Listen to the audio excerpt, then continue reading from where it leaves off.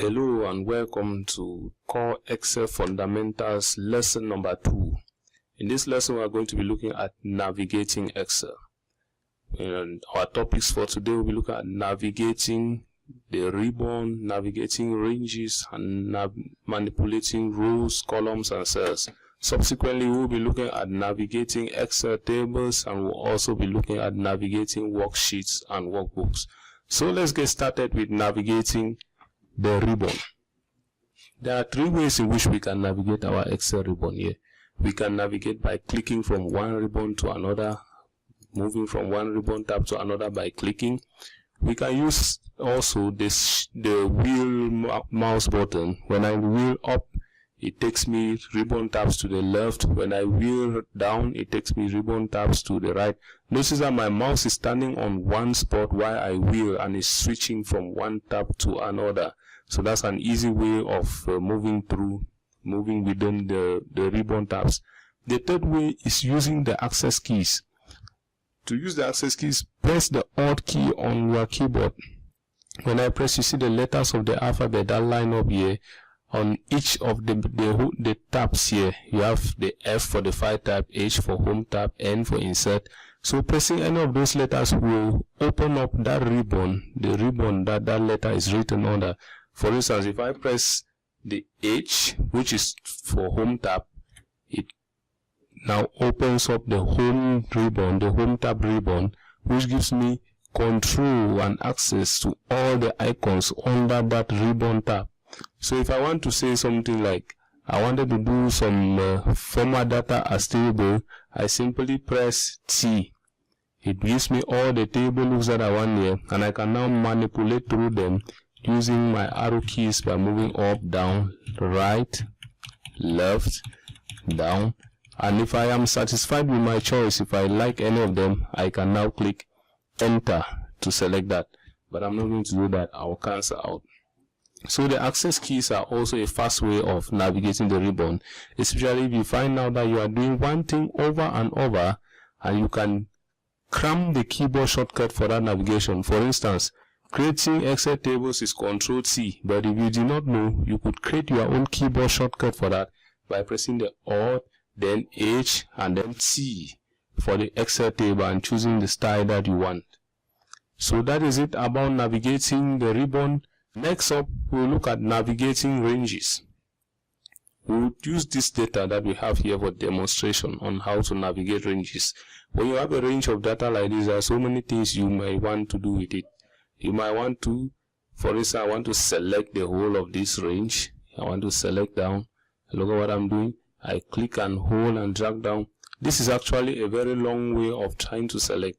If you want to select or move, there are very easy ways that you can use, either using your mouse or your keyboard. Let us start with using the keyboard. For me to get to the end of this range, what do I simply do? I double click on the border. Look at the mouse, the arrow button that I have, the 4-pointed arrow. When you point to the border of a cell, you have that 4-pointed arrow. Double clicking on it, if you double click on the bottom border, it takes you to the end of your data range where it finds the first empty cell. If you double click on the right, it takes you to the far right of your data range where it finds the first empty cell. The same thing when you go up, when you move left. That same movement can be done using the keyboard by using Control, combining the Control and the arrow keys. So if I press Control, down, right, up, left, that's how I move around. And what if you wanted to select? Saying that this is my active range and I want to select down the whole of this serial number column until where I find the first empty cell. What do?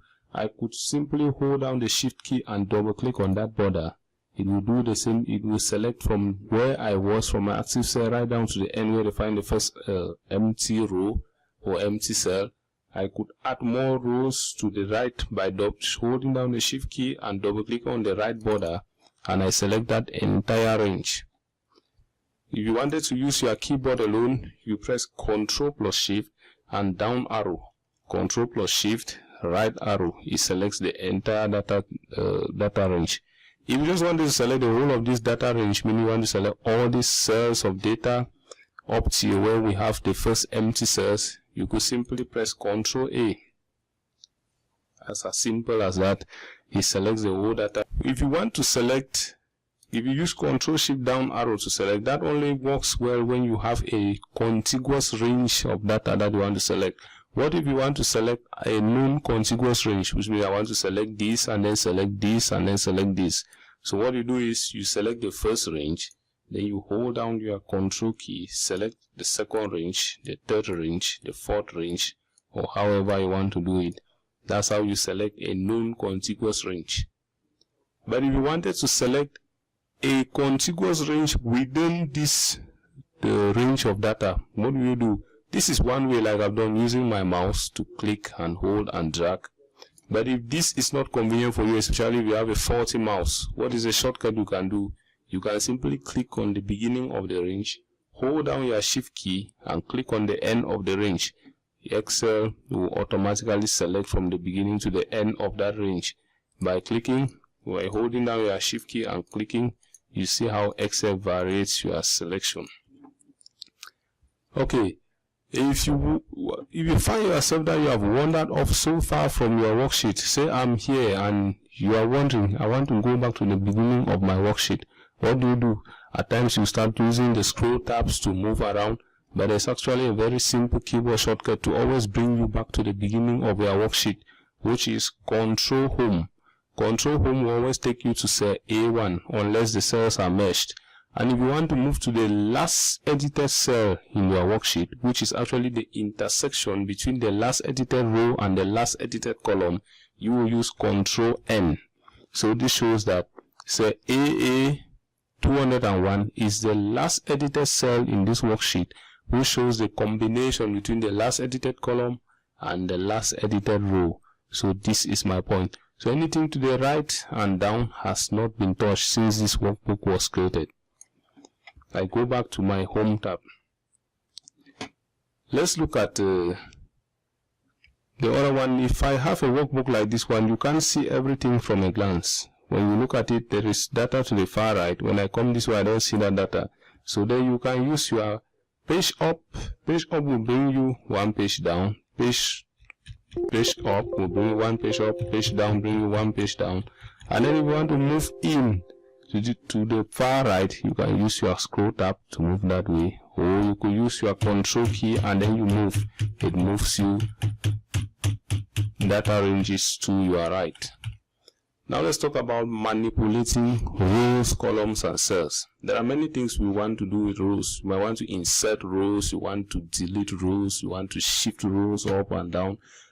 First of all, let's see how we can use the ribbon tabs to do that. If I select a row here, say I missed something here, I wanted to insert a row here, and I have to select this row and come to insert and I want to insert an entire sheet rows. When I click, notice what happens. The active row now is row 10. When I click, it shifts that one down.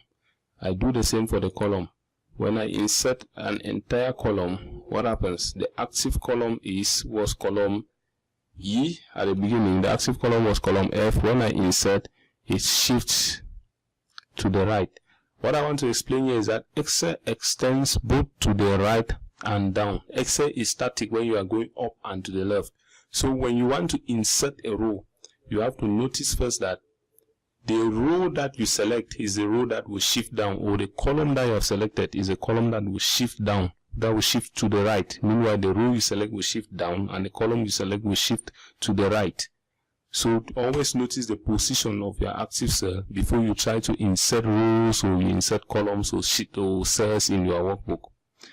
But I selected this one here using my mouse. There is also a keyboard shortcut to select an entire row like this. I could simply press Shift plus space bar, helps me select an entire row. And to do this insert that I did here, I could use Control plus. Control plus helps me to insert sheet rows or sheet columns if I've selected an entire sheet or an entire row or an entire column. And to remove the columns, to delete the rows or the columns, I can press Control minus. Control minus will delete either the rows or the columns based on what I have selected. If I select this one, I could delete. Now to select an entire column, like I said, to select an entire row, take Shift plus space bar, but to select an entire column, like what I've done here, it is simply Control space bar, and I do the same thing. I add by pressing Control plus, Control minus to delete the rows. And then when it comes to cells, when you select just an active cell, just one cell, you either want to insert or delete. When you come to insert here, it automatically, what it does is that it shifts it down. When you come down to the end of this data range, you find out that they shifted this one and it's one row further than all the other data ranges. So you might want to either shift it left or to shift it right. So what do? When you select your active cell, press Ctrl plus.